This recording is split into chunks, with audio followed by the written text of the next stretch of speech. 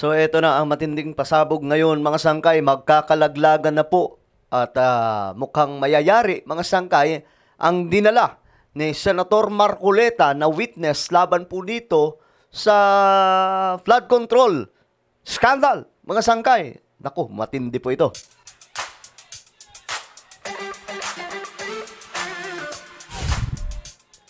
Yo, what's up guys? Ako muli ito nagbabalik dito sa ating YouTube channel.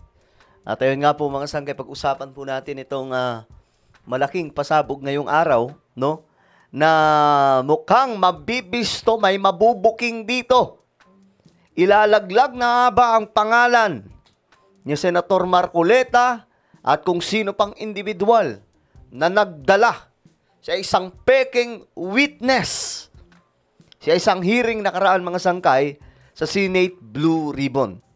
Pag-usapan po natin yan. Anyway, guys, bago tayo magtuloy-tuloy, sa mga hindi pa po dyan nakakapag-subscribe, tayo po ay 1.57 million subscribers na. Sorry, napindot ko tong isa. Ito pala yun. Ayan, tayo po ay 1.58 million. I'm sorry. 1.58 million subscribers na. Sa mga hindi pa po dyan nakakapag-subscribe at gustong mapabilang sa maraming mga solid sangkay, makikita nyo po yung subscribe button sa baba ng video na to. I-click nyo lamang po yung subscribe, i-click ang bell, at i-click nyo po yung all. At sa mga nanonood po sa Facebook, syempre, i-follow nyo po yung ating Facebook page. Alright guys, eto nga po ang balita ngayon. Gutesa inirekomenda na ng korte na kasuhan sa peking pirma ng abogado sa affidavit. Naku po, yari sila dito. Ito, panoorin po natin. Binunyag po ito ni Senator Lacson. Nila. Ang bago lang development, kanina lang, na natapos na yung investigation na ginawa ng Executive Judge ng Manila at may resolution na. At kanyang rekomendasyon, mag-file ng kaso ng, I think, falsification. Ano? Nako po. Bad news po ito ngayon kay Marcoleta. Mukhang dito magkakabunyagan na, no? Mga sangkay kasi lumabas po ito. May nagbitbit po niyan. At ang pinanghihinalaan nga po nila Senator Lacson, si Senator Di Umano, si Senator Marcoleta, yung nagdala sa taong ito. Pero, di pa po natin alam yon. Pero kung sakasakali na mapapatunayan na ang dahilan kung bakit siya umiksena at naging peking witness ay dahil po dito sa mga DDS, sa mga senador, yari. Mukhang maalalagay sila sa alangan dito.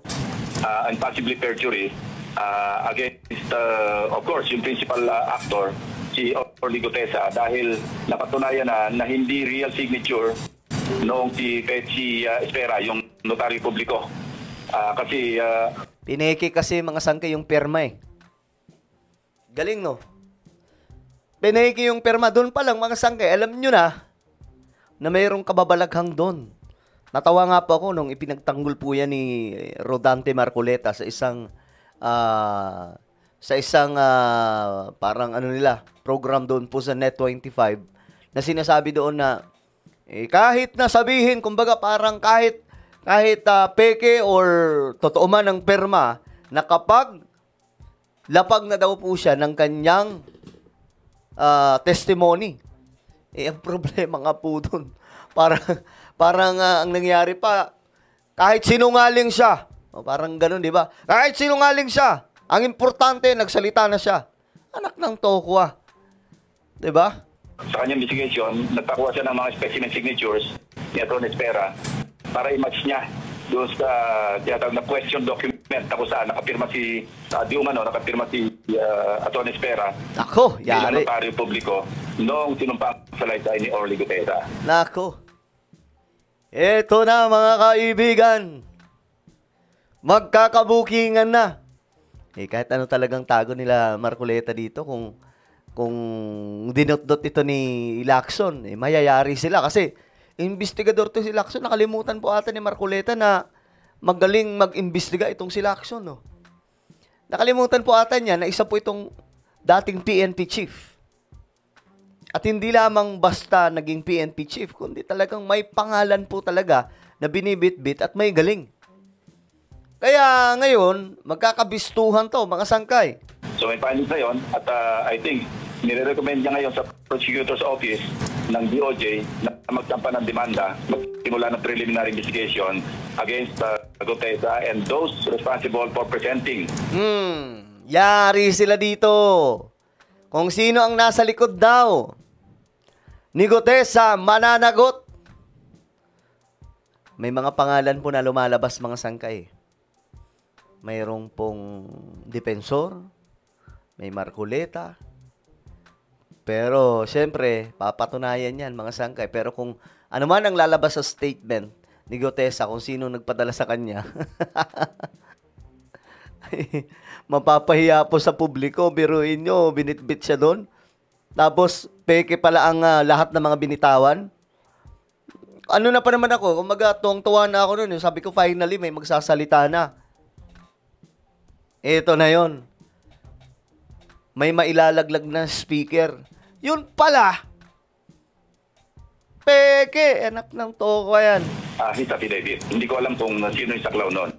O ngayon, ito ang balita. Kinumpirma ng Manila Regional Trial Court Branch 18 na peke ang pirma ni Attorney Pechi Rose Espera sa sinumpaang salaysay ni Orly Gutesa, ang nagpakilalang dating security consultant ni former Congressman Zaldico. Pag tiningnan nyo mga sangka yung kanyang mga naging trabaho, napunta na siya kay Sara, sino-sino ba, more on Martin Andanar ata yun, basta more on mga DDS. Dito pa lang alam niyo na mga sangkay kung kanino nang galing talaga ito, kung sino nagpadala. Ayon sa korte, napatunayan sa investigasyon ng NBI na hindi tugma ang pirma ni Attorney Espera sa dokumentong iniharap ni Gutesa sa Senate Blue Ribbon Committee tungkol sa umano'y irregularidad sa mga proyekto ng flood control sa bansa.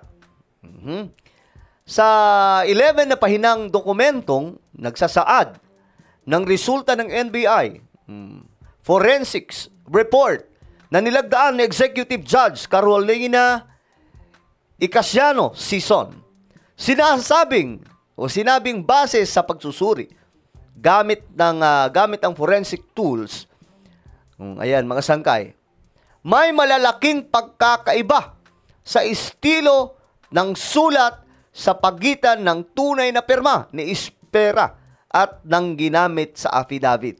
Kasi nga po, dininay po ito mga sangkay ng lawyer na ito eh. Ngayon, syempre, hindi porket nag-deny, lusot na. Kumbaga, yun na yung judgment. Peke. Kinailangan pang tingnan talaga at pag-aralan kung ito ay totoong pineke. At ngayon, napatunayan nga mga sangkay. Yari sila dito.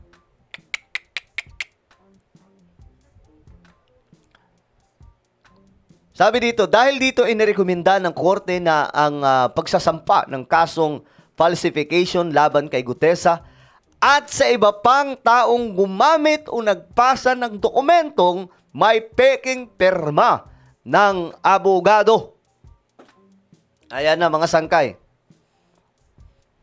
Sino ba ang mga kasuhan dito? Sila, mayayari na ba sila Marcoleta? At iba pang mga individual dito? Naku po. Ay, nako. Yan ang nga ba sinasabi natin eh. Kapag peke yun. No-question talaga yan. Kita nyo mga sangkay ang ginawa nila.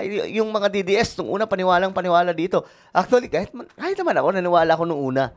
Pero yung pagka ilang oras na, parang imaginein mo, parte ka, parang may mali doon na. Tapos biglang lumabas. Peke yung yung ginamit mga sangkay na pirma. Nako.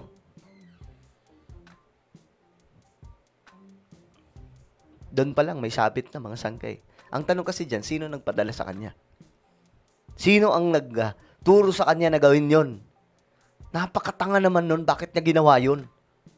Nakalimutan ba niya na pwedeng sumabit sila doon kapag nabuking? Parang hindi abogado yung nagpadala nun eh. 'Di ba? Hindi utak abogado eh. O ngayon, ang tanong, malalantad ba ang pangalan ng mga individual na nasa likod nito? Alam nyo naman ang sangkay, di ba? Kung kapag may mga ganitong klaseng kalokohan, alam nyo na may mga masasamang intensyon. Di ba? Ang bihira. Pepekein nyo yung pirma ng isang lawyer para lang sabihin na itong mga dokumento na ihaharap in testimony, totoo. Naku, yari sila dito. Well, ano po ang inyong opinion? Comment down below. Meron po tayong YouTube channel. Sangkay Revelation, hanapin nyo po ito ngayon sa YouTube. Kapag nakita nyo na, i-click nyo po yung subscribe, i-click ang bell, at i-click nyo po yung all. Ako na po ay magpapaalam. Mag-iingat pong lahat. God bless everyone.